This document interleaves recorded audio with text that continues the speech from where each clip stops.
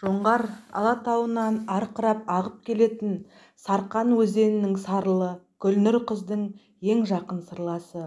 Бала жасынан бері құлағына әбден сіңіп қалған үзілмейтін ғажабын. Тасқынды суы арнасындағы қой тастарға соғылып көбік шашқан өзен өз үйінің дәл іргесінен ағып өтуші еді. Ес біле өзен жағасында ойнайтын, сонда қуанып күлгені де, қорқып жылағаны да судың сарқырымен бірге ағып кете беретіндей елестейтін. Сар-сар дыбысы, гүр-гүр үні, өзі ғана түсінетін таусылмайтын кеңестер айтатын. Тасқа соғылғандағы бұрқыраған су тамшыларынан көрінген түрлі түсті кемерсоқ та өзін қуантатын, өзін уататын, тірі бейне секілді сезілетін, өзімен бірге ойнайтын, армандайтын. Бірақ күйеуге шыққалы бері өзеннің осы сарқыраған дыбысын қатты жек көріп кетті. Өте аз сөйлейтін, келбетті, сұлу жігітінің анда-санда өзіне айтқан әдемі сөздерін сол өзен өзіне жеткізбей, әдейі естіртпей жұтып әкете беретін секілді. Өзен өзіне ғашық болғандықтан мына жігіттен қызғанып, долдана күркірейтін құсаған, өзіме келші деп жанталаса дөңбекшіп жатқандай.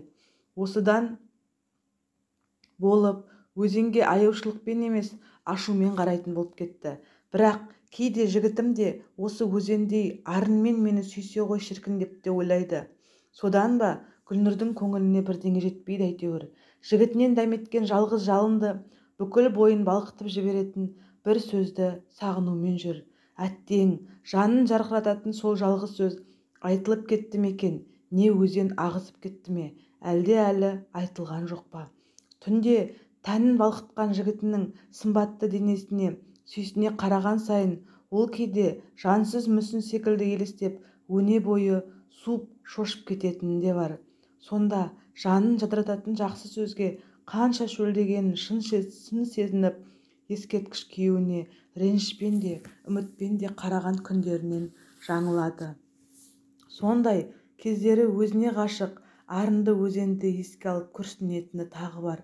Өзеннің аумайтын адалдығына сүйініп, жағасына барып, әдемі алақанына толтырған мөлдір суын шөп еткізіп жұтқанда, өзен қуаныштан еңіреп жібергендей шулы, дулы сәттер жүрегін жұбататын. Жүзім сабағы көлегейлеген ауланың алды. Көктемгі жүзімнің балапан жапырақтары таңертеңгі күннің балғын сәулесімен қауышып, бала махаббатпен бақытқа кенеліп тұрғандай еді. Күйеуі екеуі ғана таңғы шайларын ішіп отыр. Гүлнұрдың көз қиығы жігітінде. Биік қабақ, бүркіт көз, қияқ мұртына ғашық болып қанша қараса да, қарай-қарай ол әдемі сурет құсап қалғандай. Өтіп бара жатқан мезет көктемнің соңы, жаз мезгілінің басы. Әттең, тұра тұрсашы дейтін боз бала бой жеткен шақты еске салады. Өткен күндерде қалып бара жатқан сағыныш келер күндердегі қызықтан артық секілді сезіледі. Сүйкімді ерніне кесесін таята ұстаған уыздай жас келіншек жігітінің жүзіне қарағыштай береді. Мына таңғы майда самалдай жанына жылы тиетін бір жылы сөз күйеуінің аузынан шығып қалама деп алаңдаумен отырғаны азап па, әлде рахат па? Айырудан қалғандай екіұдай күйде. Жарты жылға таяды. Татқан тән ләззаттың бәрінен артық сол ыстық сөз қашан айтылар екен деп жалтақтай береді. Ауланың есігі сықырлады. Екеуі де қатар жалт қарады. Болмыш сияқты біреу. Шағын денелі, сергек жігіт, өзі жалаң аяқ, бөгелмей таяп келеді. Екпіні шақырылған қонақтан бетер екен. Ас үстелге ентелеп келіп тоқтады. Жас шамасы 30-дан аспаған шығар. Оң жақ бетінде өткір тырнақтың ізіне ұқсас 3 тарам жаңа жараның ізі бар. Сол жақ көзінің үсті көгеріп піскен, қырылмаған сақалы ұрыстан шыққан киноактердікіндей өзіне жарасып тұр. Шуақты қоңыр көзі баладай аңғал, аяушылыққа толы. Аш құрсақ, жүзі жүдеу болса да жайдары екен. Ұяла қысылған кейіпте Шаймұратқа қос алақанын қатар жайды. Ағатай, Құдайдан қайтсын, тиын-тебен болса берші. Гүлнұр күйеуіне мойын бұрды. Әуелі оның қатты тыжырынған түрін көрді. Тістері ақсиып, екі езуі құлағына қарай кетіпті. Мына қайыршыға жаны қатты ашыған сиқы шығар деп түйді. Әлде мынандай жап-жас жігітті сұраушы қылған заманға деген жеркенішін білдіргені ме деп те қалды. Сөйтсе, оның екеуі де болмай шықты. Гүлнұр осы сәтте өз құлағына да, өз көзіне де сенбеді. Шаймұрат орнынан тұрып сұқ саусағын бейшара халдегі жігіттің көзіне безеп тұрып, оңбаған бомыш, жоғал көзіме көрінбей, сен асырауға ақша жиып отырған жоқпын деп ақырғанда күн шұғыласымен ойнап тұрған жүзім жапырақтары селк еткендей, іргеден ағып жатқан өзен бір сәт ішін тартып тоқтап қалғандай құлағына қызық құбылыс білінді. Гүлнұрдың көкірегінде үнемі сағынышты сыбызғы сазын шертіп тұратын бір нәзік қыл тырс етіп үзіліп кетті. Дірілдеген денесін әзер жиды. Алдарында қолын созған қалпы қалшиып қалған қайыршы жігітке мүсірке қарап қалды. Әрі таң қалды. Қайыршының көңілі қайтып, тіпті ренжіген сыңайы да байқалмайды. Қайта өзін қорлаған Шаймұратқа аяушылықпен телмірген күйі екі қолын сылқ түсіріп тұрып қалған екен. Гүлнұр белгісіз бір күштің ықпалымен үстелдегі үйме табақ туралған нанды сұраушы жігіттің сөмкесінен салып тұрғанын ғана білді. Енді шегіне бергенде кеудесіне бір ауыр жұдырық қатты тиіп шалқалай құлап бара жатты. Не болғанын аңдамақ болып қарағанда өз күйеуінің қорқынышты кейпіне көзі түсті. Оның өзіне өшпенділікпен қараған көзі.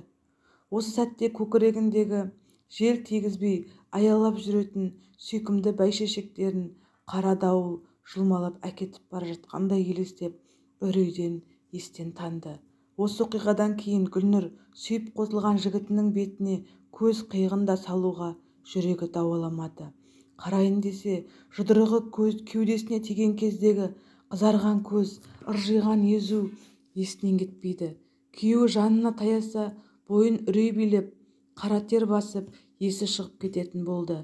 Енді бұлай жүре алмасын білген соң, сол қалпы төркініне кетті. Содан кейін Гүлнұр ауылдан кетіп, Алматыдағы болашақ деген базарда мата сатуды жанбағыс кәсіп қылды. Сарқанның сұлуы деген баяғы даңқын мұндағылар енді білмейді. Өзі де ұмытты. Өзен ғашығы ғана өзгермейтін көкейіндегі асылы екендігін енді әбден мойындады. Ауаткомның Серіл ұлы деген атағына жығылып шыққан сымбатты жігіті де есінен мүлде шыққан. Сөйтіп, базардағы бір жүк тасушы жігітпен қайта тұрмыс құрды. Ол өзіне ұсыныс айтқан кезде оның түріне назар аудармауға іштей ант етті. Оның жағдайына да қарамады. Тек қана қашанда үйіріліп тұратын қамқор мінезі мен қоңыр үнді жылы сөзіне жығылды. Гүлнұр ақырын жылжыған көлеңкедей боп әлденеше жылдың өте шыққанында білмей қалды. Әлде бір күні күйеуі екеуі базардан келіп Шаңырақ ауданындағы ең шеттегі ұядай ғана Времянка тамдарында кешкі шайларын ішіп отырғанды. Күздің сары күні батыстағы сайдың жиегіндегі сарала қамыстың арасына қарай еңкейіп, одан сүзіліп шыққан жұмсақ шұғыла терезеден төгіліп, ерлі-зайыптыларды зерлеп, сахнадағыдай әсерлеп тұрған кез еді. Қайталанбайтын өкініші аз, қуанышы көп өтпелі мезет. Гүлнұр сондағы серті бойынша үйленгелі берлі күйеуінің жүзіне бір сәт көз тоқтатып қарамапты да. Жаңа жігітінің әр қимыл, әр сөзінен, оның бүкіл жағдайын көзбен көргеннен де артық сезінетін бір күйге түскенді. Өзінің өте нәзік көңілі жігітіне сіңіп кеткен бе, әлде жігітінің сыртқы ерекше сыпайы мінезі өзіне ауысқан ба, екеуі бір адамдай боп кеткен халіне таңырқайды. Көкірегінің түкпірінен естіліп тұрғандай бейтаныс әдемі әуенді күйеуінің де ішкі қылтамырлары қатар шертіп тұрғандай сезілетіні қызық-ақ. Гүлнұр өтіп бара жатқан дәл осы мезетте сол сыры белгісіз өз ішіндегі әуенге елтіп отырғанды. Мәні қандай? Жоғалтып алған жоқтау ма, табылған жолығу ма, нендей әуен өзі? Тамның есігі қатты дүрсілдеді. Гүлнұр жеңіл тұрып барып, есікті ашқан қалпы сілейіп тұрып қалды. Қарсы алдында алба-жұлба киімді, шашы балшықпен үйісқан, тырнағы өскен, кір-кір қолын қалтырай жайған қайыршы, айналайын, бір үзім нан берші деп қырылдай үн қатты. Жас әйел бойын билеген үрей мен өкініштен қалтырай жүріп, дүкеннен әкелген дорбашадағы нанды мұқтаж міскіннің қолына ұстата салды. Оның кетіп бара жатқан бейшара түріне назар аударғаны сол еді. Көзінен еріксіз жас сорғалап, екі иығы селкілдеп кетті. Күйеуі қасына келді. Гүлім, не болды саған? Гүлнұр ұят пен аяныш қатар тілгілеген жүрегі қарс айырылғандай. Есен, не дейін саған? Жаңағы қайыршы менің бұрынғы күйеуім ғой, деді сыбырлай үн қатып. Гүлнұрдың күйеуі әдемі келіншегінің жас жуған жүзін қос алақанымен аялай ұстап, өзіне қаратып тұрып былай деді.